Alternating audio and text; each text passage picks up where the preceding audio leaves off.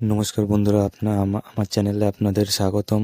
তো আপনারা জানেন যে আমি একটা চ্যালেঞ্জ নিয়েছি যে 30 দিন আমি স্টকে ট্রেডিং করে দেখবো যে স্টক ট্রেডিং করেও প্রফিটেবল হওয়া যায় কি না। সেই জন্য আপনাদের সাথে আমি এই 30 দিনের চ্যালেঞ্জটা নিয়েছি।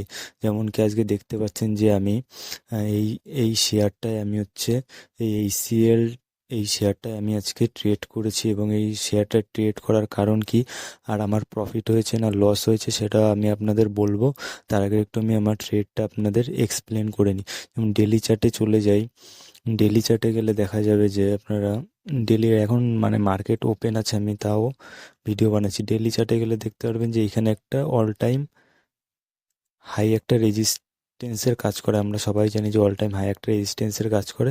তারপরে মার্কেট কন্টিনিউ এইখান থেকে প্রাইস অ্যাকশন বানিয়ে বানিয়ে এসে দেখুন এই হাইয়ের কাছে এসে মার্কেট রেজিস্ট্যান্স নিয়ে নিচে এসে আবার রেজিস্ট্যান্সটা ব্রেক করেছে। ব্রেক করার মানে কি, তার মানে কি আমরা সবাই জানি যে রেজিস্ট্যান্সের কাছে এসে যদি রেজিস্ট্যান্স নিয়ে হালকা নিচে গিয়ে তারপর যদি আবার রেজিস্ট্যান্স ব্রেক করে তার মানে বায়ার স্ট্রং।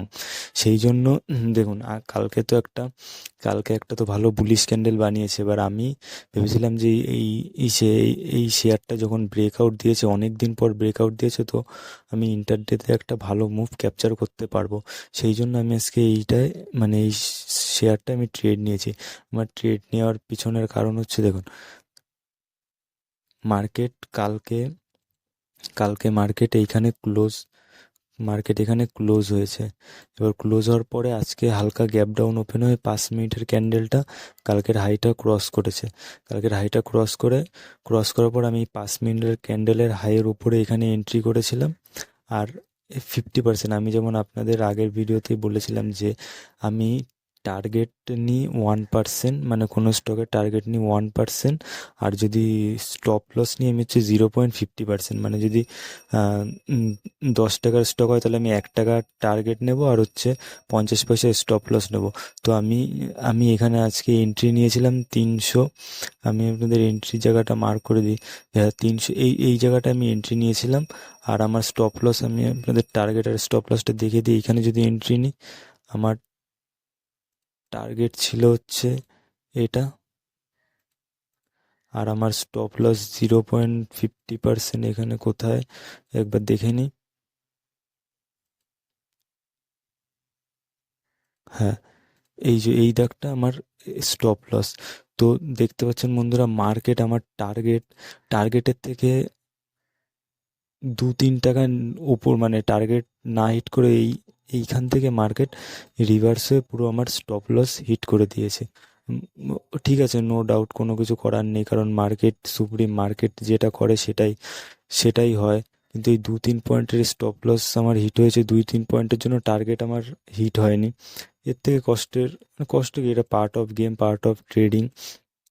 তো যা হবে আমাদের তাই মেনে নিতে হবে। আর স্টক ট্রেডিংয়ে কী হয়, আমি আগে বলেছি যে উইন রেটটা বেশি থাকে। যেমন আজকে আমার লস হয়েছে যে 88 রুপিস। আজকে আমি এখানে বলে দিচ্ছি, কালকে আমার প্রফিট হয়েছিল 180 রুপিস প্রফিট।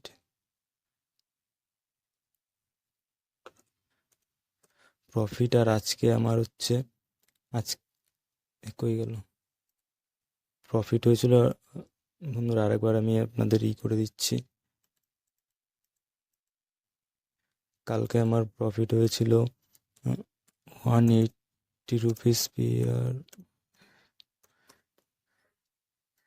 প্রফিট। আর আজকে আমার লস হয়েছে অলমোস্ট 88।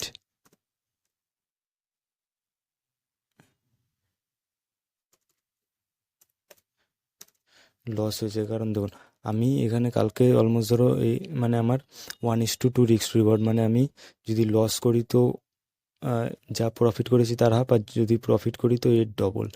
তো এইভাবে রিস্ক টু রিওয়ার্ড আমাদের মেনটেন করে চলতে হবে। তাহলে কী হবে, আমরা যদি 60% টাইমও ঠিক হই তাহলেও আমরা প্রফিটেবল থাকবো, এমনকি 50% টাইম ঠিক থাকলেও আমরা প্রফিটেবল থাকবো। তো বন্ধুরা, এই ছিল আজকের আমার ট্রেড, আর আমি ডেলি আপনাদের ট্রেড করে দেখাবো। মানে আজকের মতো ডেলি ট্রেড করে দেখাবো 30 দিন, যে কীরকম কী প্রফিট হয় কি লস হয়। তো বন্ধুরা, ভিডিওটা ভালো লাগলে চ্যানেলটা সাবস্ক্রাইব করে দিও। দেখাবে পরের ভিডিওতে। জয় হিন্দ।